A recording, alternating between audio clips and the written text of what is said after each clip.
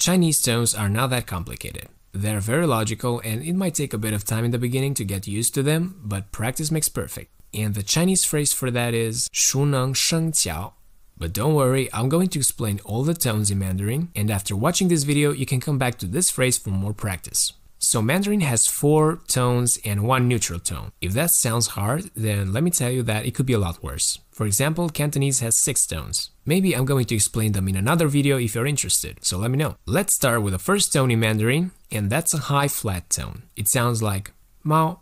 It means cat. Now let me give you an English example so that it's easier to understand. Let's say someone is asking you, is Chinese hard? And then you say, well, yes. So, well was the first tone in Mandarin. The first tone is very high, but everyone has a different voice pitch or a different accent, so it might sound different for some people. You can say Mao or Mao, and it still makes sense. The second tone is the rising tone. It goes from a middle level to a high level. It sounds like this, 10, and it means 10. And now an English example. I won the lottery. What? Really? So now let's move on to the third tone. It's a falling and rising tone. For example, the Chinese word 我, it means I or me, or 你, it means you. It gets a bit tricky here, but maybe this English example will help you. Have you subscribed to this YouTube channel? Well, yes I have. This is only for practice because when you're actually speaking Chinese, the third tone goes down and you just want to make sure you hit that low note and your vocal cords vibrate a bit because you don't have time to go all the way up. So that's why, for example, there's the word good, 好, and if you put it next to you, 你, that's how you have the word for hello, 你好. But there's an exception. When there are 2 third tones in a row, the first syllable is pronounced with the second tone so that it's easier to pronounce it. So instead of saying 你好, you just say 你好. And when you're in a rush, you're gonna say 你好.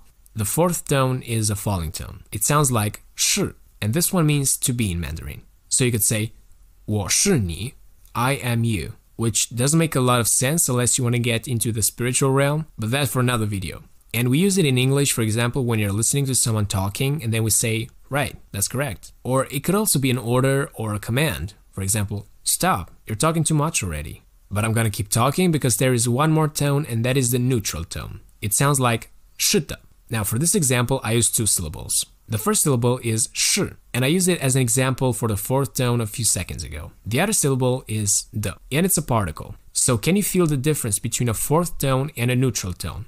是的. The neutral tone seems to be shorter. And again, we have an English example, the word smartphone. Okay, so smart has a lot more emphasis and you can barely hear the word phone. Smartphone. You can also use the word 好, which means good, with the particle 的, so it means alright.